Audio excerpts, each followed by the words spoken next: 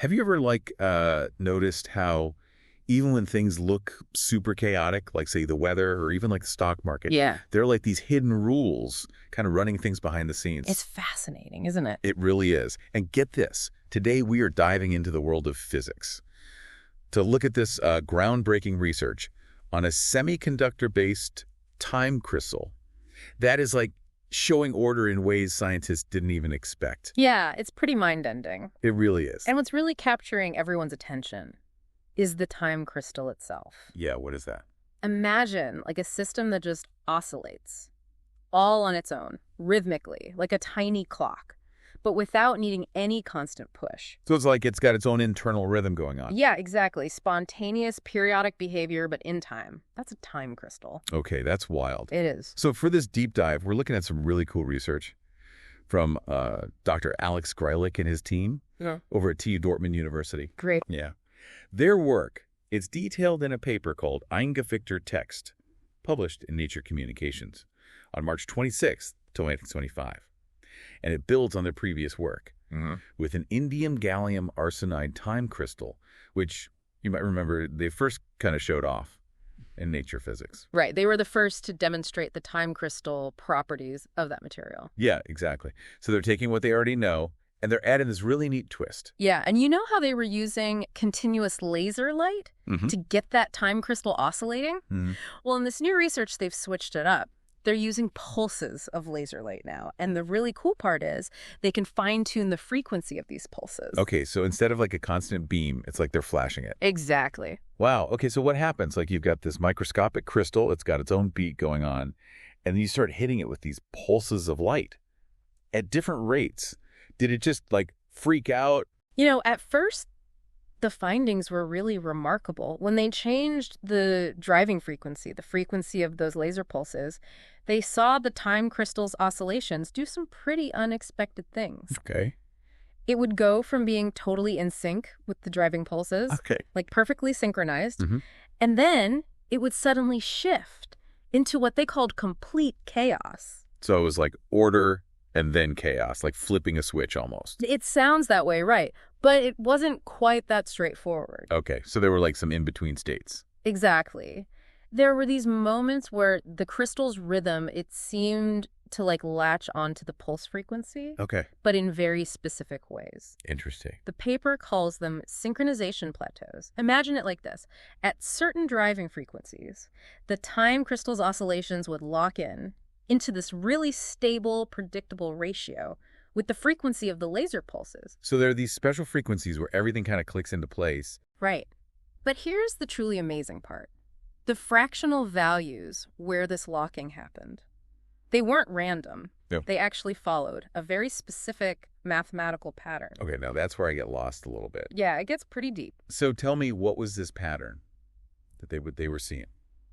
Well, these fractional values, the ones where the time crystal synced up, they lined up with something called the Farey Tree sequence. The Farey Tree, that sounds familiar. But... Yeah, it's from number theory. It's this really beautiful way to arrange fractions. Okay. Between 0 and 1. So all the fractions get organized. It's a hierarchical structure. You might see the crystal synchronize when the driving frequency is, say, 1/2 of its natural oscillation. Okay. Which we call F0. Okay. And then maybe at 3/5 or 2/3. All right. Okay. And all these fractions, they're connected in this very specific tree structure. Okay, I think I'm starting to get it. But why is it such a big deal to see this Farey tree in a crystal? I mean, isn't that just math stuff? Well, it's not just some random syncing up of frequencies. The fact that this specific mathematical sequence popped up, it suggests there's this deeper principle at work, you know? Okay. Kind of hints at a fundamental order within what seems like just a bunch of complex interactions. So there's this hidden order in how the system reacts. Exactly. Okay. So this ordered response happens at specific frequencies. What happens if you, like, push it further beyond those points? Well, as you keep messing with the driving frequency, you eventually reach a point where the synchronization breaks down. Okay. And that's when things get really interesting. Okay. Each frequency component of the crystal's response. So it splits. Splits. Yeah, into at least 2 symmetrical branches. Okay, so we're talking about frequency component splitting. Can you, like, paint a picture for me? What does that actually look like? Okay, imagine you're hearing a pure tone, just one single note. Then, as you subtly change the driving frequency, that tone splits into two distinct but related tones. Wow. And the splitting, it's a classic sign of nonlinear behavior. It means the system is testing out multiple ways to oscillate. So it's got options now. Yeah, like it's trying different paths. Yeah. And these branching points, they mark the start of what's called the devil's staircase. The devil's staircase. Okay, now that sounds ominous. What is that? It's a really cool concept. Picture a staircase with flat steps. Those are our synchronization plateaus, where the frequency's locked in. But then, as you move between those stable plateaus by changing the driving frequency, you hit these tiny steps, going up and down in frequency. These steps, they're the branches. So it's like between the synchronized states, there are all these little mini steps. Precisely. And as you keep exploring different driving frequencies, you find more and more of these steps. Each one gets narrower and narrower. So it's like zooming in. Yeah. And finding this whole hidden world. It's like a fractal pattern. These staircases with their different slopes, they all lead to the same place. Chaos. Now, when I hear chaos, I think random, like no rules at all. But the paper says it's not like that, right? You're right. In science, chaos means something specific. Okay. It means the system becomes super sensitive to even tiny changes in the driving frequency. Yeah. But like the tiniest change can lead to wildly different patterns. It's not random, like totally without rules, but Yeah.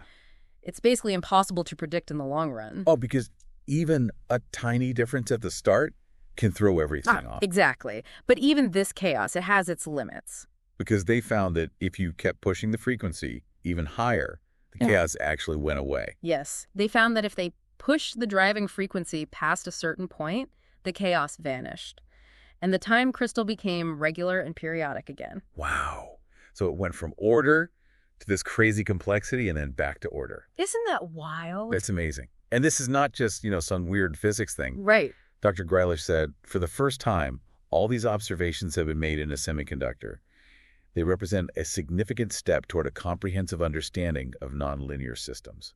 And that's huge. Yeah, it's not just about this one experiment. Right. It's about understanding these systems that are everywhere. Exactly. Nonlinear systems are everywhere. You see them in biology. Think about like a heart beating, or birds flying in formation, or even a bunch of crickets all chirping together. So by studying this tiny crystal, we could learn more about how those bigger, more complex systems work. Yeah, that's the hope. And of course, semiconductors, well, they're like the building blocks of all our electronics. Right. So if we can figure out these nonlinear dynamics within semiconductors, who knows what we could create. It could be huge for technology. Exactly. And the team is going to keep researching this. They want to see how these complex states change and evolve. That's so cool. So it's like we're not just watching something cool happen, we're learning rules that could help us build new things and understand life itself better. And you know what I find really striking is it's not just physics, it's like this weird connection between physics and math, the Farey Tree. It's a pure math concept, and yet it shows up in this real physical system. It's like math is the language of the universe or something. That's pretty profound. So for everyone listening, here's the takeaway. When you pulse a time crystal with light, In just the right way. you can make it go from order to chaos and back again. Yeah. But within those transitions, there's this amazing hidden structure, the Farey Tree and the devil's staircase, these math concepts, just popping up in the real world. It shows us that even in chaos, there can be hidden order. And for those of you who are all about maximizing knowledge, this research is a perfect example of how different fields of science can come together to reveal these amazing insights. I love that. So think about this. As you go about your day, how might those same principles, synchronization and chaos, be playing out in the bigger world around us, like in social trends, economics, maybe even like our own lives? That's a great question to ponder. It is. And for anyone who wants to learn more about this specific research, it was done by Dr. Alex Greilish and his team in the Condensed Matter Research Group at the Department of Physics at TU Dortmund University. And that awesome picture we've got. Yeah, one of the time crystal setup. That was provided by TU Dortmund University. And if you want to go straight to the source, the full paper is called Exploring Nonlinear Dynamics in Periodically Driven Time Crystal, from Synchronization to Chaotic Motion. You can find it in Nature Communications. It was published on March 26, 2025. The DOI, that's the Digital Object Identifier, is 10.1038 SOR 1467025584006. It's a great read. It really shows you how science is always uncovering these amazing things. It's amazing, isn't it? It really is. The things we can learn from a tiny crystal. It's just wow. Yeah. Well, on that note, thanks for joining us for this deep dive. We'll catch you next time. See you then.